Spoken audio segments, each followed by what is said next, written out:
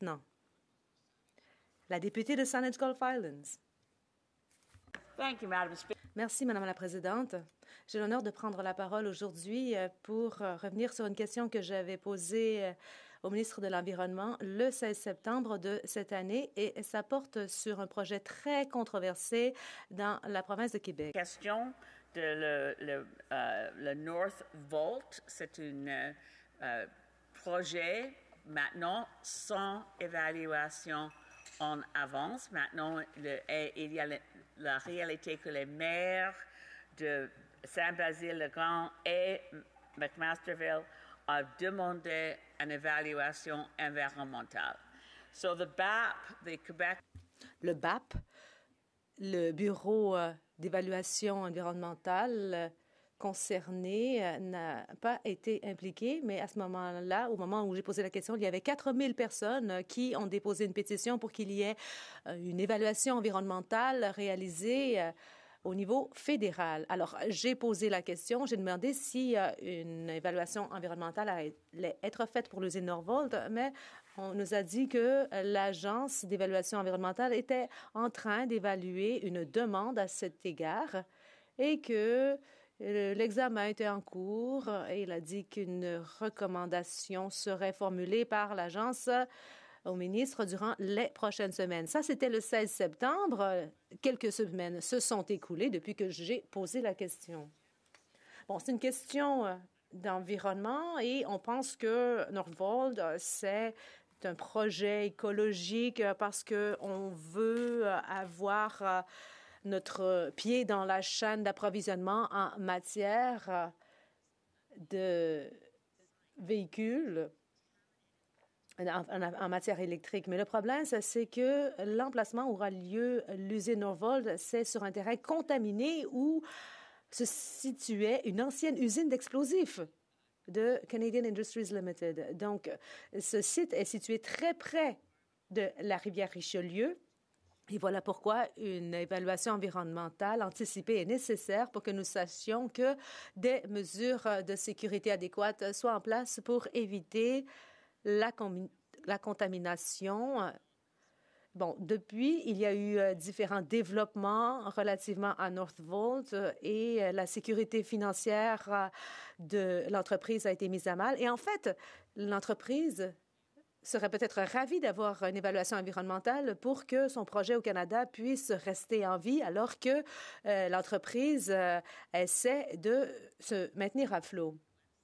Sur le site web de l'Agence d'évaluation environnementale, il a été indiqué, 9 jours après que j'ai posé la question, que la composante des batteries, des piles, n'ont pas été évaluées parce que ce n'était pas possible, mais j'ai suivi de près le dossier et j'en conclus que nous ne savons toujours pas si le projet, dans son ensemble, jouira d'une évaluation environnementale complète par le fédéral, parce qu'il faut protéger certaines espèces dans cette zone. Il faut que l'évaluation environnementale soit menée bientôt et il faut qu'on sache tôt si des mesures de précaution doivent être prises avant que l'on aille de l'avant avec l'usine Northvolt à Saint-Basile-le-Grand et à McMasterville.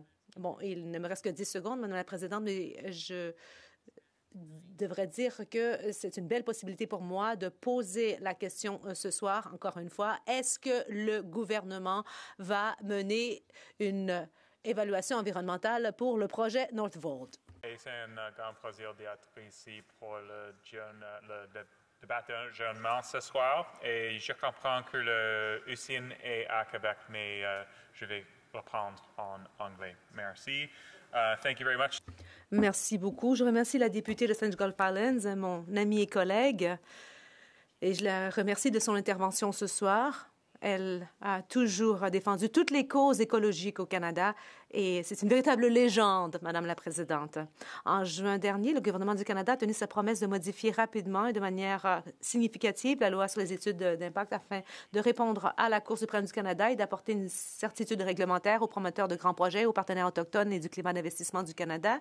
Et la loi est conçue pour protéger l'environnement, garantir que les projets durables puissent avancer en toute sécurité et inspirer la confiance du public et aussi concernant les grands projets de ressources. Et je tiens à ajouter que les améliorations que nous avons apportées sont tangibles et le nouveau régime d'évaluation environnementale est mieux car sous Stephen Harper, le régime n'améliorait en rien, ne protégeait en rien l'environnement. Donc maintenant, on garantit que le processus décisionnel fédéral, à savoir la décision de désignation, la décision de vérification préliminaire et la décision finale, se concentre sur des domaines relevant clairement de la compétence fédérale. Et aussi, en vertu de l'article 9, le ministre de l'Environnement peut intervenir s'il est d'avis que la réalisation d'un projet physique peut entraîner des effets néfastes sur l'environnement et il peut prendre une ordonnance et s'il a déterminé qu'il y aurait des répercussions négatives sur les Autochtones, entre autres. Parfois, il y a des limitations au pouvoir de désignation du ministre. Il peut ne pas désigner un projet si celui-ci a été substantiellement entamé ou si une autorité fédérale a pris une décision en vertu d'une autre loi du Parlement, en tout ou en partie.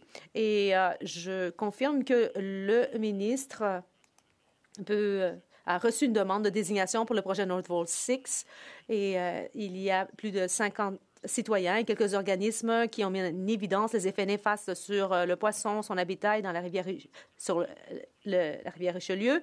Et le 25 septembre 2024, l'Agence canadienne d'évaluation environnementale a répondu à la demande. En ce qui concerne l'usine de production et d'assemblage des éléments de batterie, d'installation de broyage et de tri, la réponse indiquait que le pouvoir de désignation était limité car les deux composants du projet ont commencé en matière substantielle et le processus d'analyse de l'agence se poursuit pour l'usine et nous pourrons décider si le projet justifie une